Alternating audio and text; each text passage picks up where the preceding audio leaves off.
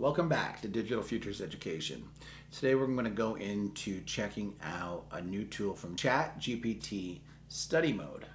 So inside of ChatGPT Study Mode, we have a new tool that's going to allow you to study a little bit more effectively. So, you see on their screen, helps with test prep, and they have an example of Quiz Me producing practice questions. Nice job. Yes, it's competitive. Let's double check your reasoning. So if you go to their website, you see an overview of the introduction of study mode in ChatGPT. It is designed for college students, not necessarily K through 12.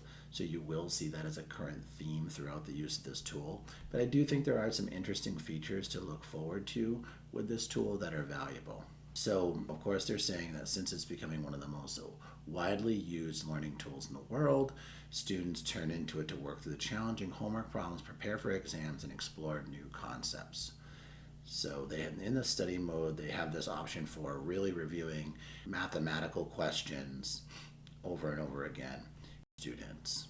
Here is the big takeaway, I would assume, from study mode. Instead of doing the work for them, study mode encourages students to think critically about their learning. Features like this are a positive step towards effective use of AI for learning. Even in the AI era, the best learning still happens when students are excited and actively engaging with the lesson material. I definitely think that's true, and this is from the Senior Director of AI Programs at Common Sense Media. Scaffolded responses, multi-level scaffolded responses based on the prompt. Personalized support, lessons are tailored to the right level for the user based on questions that assess their skill level and memory from previous chats, which is super. Knowledge checks, quizzes and open-end questions along with personalized feedback to track progress. Flexibility, easily toggle study mode on and off during a conversation, giving you the flexibility to adapt your learning to a different goal each time. So I think that's also super helpful. Maybe you want to utilize ChatGPT for something else versus study mode, being able to flex in between the two modes. Since it was created using student feedback, they do have some feedback already from students talking about the best way I describe it is a live 24/7, all-knowing office hours. Study mode did a great job of breaking down dense material into clear, well-paced explanations. I put study mode to the test to tutor me on a concept I have attempted to learn many times before, sinusoidal positional encodings. Questions.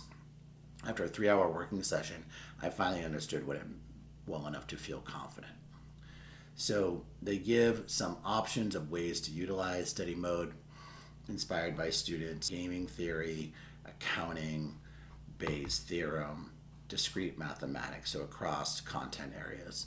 So those are some basic examples. So they do talk to you about some options for utilizing is using it to prep for an exam or working through a specific homework problem. So let's go ahead and just do one or two different prompts here just to see what it looks like. And basically just the interface is just a little bit different. So this is the paid version, just to know, but it is available in the other versions right now. I'm sure they'll be changing that over time, but you have the study button here indicating you're in this mode. Help me with my homework, explain a topic to me, create a practice quiz, and provide. So please provide an overview to assist with my study of the French Revolution. So let's see what it gives us. It's probably going to ask deeper questions, which is great to help push me, is that it does push the user to answer some questions to give a better response, which is an update from other versions of ChatGPT that have been out there. Now, this did give a little bit more just straight up answers right off the bat, background and causes, early radical phase, and it is asking me if I want a visual timeline or a cause-effect chart, so it's easy to remember. Do you want to focus on events or human themes like liberty, equality, or fraternity? So there's little extra pushing questions if I say, let's please focus on fraternity. That choice is going to give me a new prompt that it's going to remember and understand that's going to be part of my study plan.